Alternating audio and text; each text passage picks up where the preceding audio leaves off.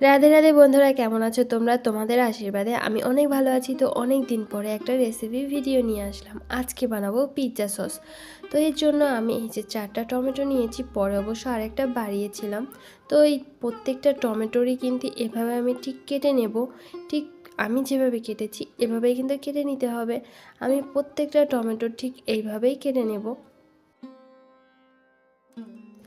আর প্রত্যেকটা টমেটো কাটা হয়ে গেলে আমি কিন্তু এটা একটা জলের মধ্যে দিয়ে দেবো।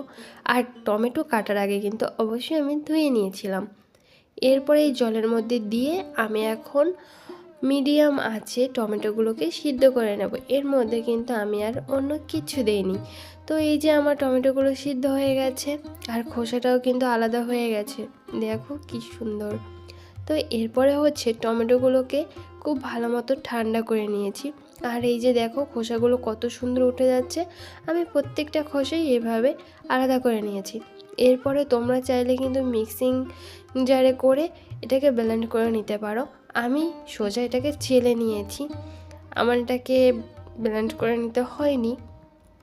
তো এই যে দেখো পিউরিটা কিন্তু অনেক সুন্দর বের হয়েছে। তো এরপরে দিয়ে দিয়েছি একটা প্যানে সরিষার তেল। এখানে সরিষার তেলটা দিলেই কিন্তু বেশি ভালো হবে। তো এরপরে হচ্ছে দিয়ে দিয়েছি আদা। এই আদাটা আমি কুচিয়ে দিয়েছি, তোমরা চাইলে বেটেও দিতে পারো, কিন্তু কুচিয়ে দিলেই বেশি ভালো হবে। আর এর মধ্যে দিয়ে দিয়েছি হচ্ছে আধা চামচ পরিমাণে হিং। আর যেহেতু এটা নিরামিষ, যে কারণে হিংটা কিন্তু অবশ্যই দিতে হবে। আর এরপরে আদা আর হিংটা ভাজা হয়ে গেলে দিয়ে দিচ্ছি টমেটোর পিউরিটা। আর হ্যাঁ, আমি কিন্তু আমার অনেক রেসিপিতে তোমাদের বলেছি নিরামিষ খাবারে হিং দিলে কিন্তু স্বাদ অনেক গুণ বেড়ে যায়। তো আমি প্রায় প্রত্যেকটা খাবারেই ব্যবহার করার চেষ্টা করি।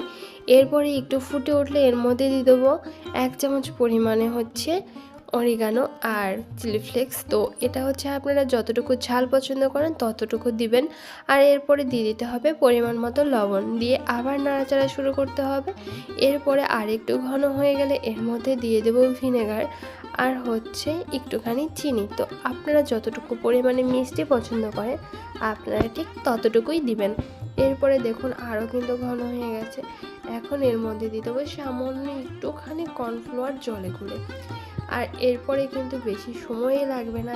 এই টমেটোগুলো ব্লেন্ড করে নেওয়ার পর মাত্র 10 মিনিটেই কিন্তু এটা হয়ে যায়।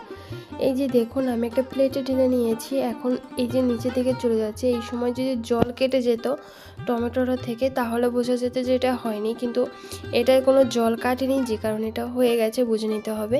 তো এই যে আমি নামিয়ে নিয়েছি, আমার কিন্তু পিৎজা সস একদমই রেডি।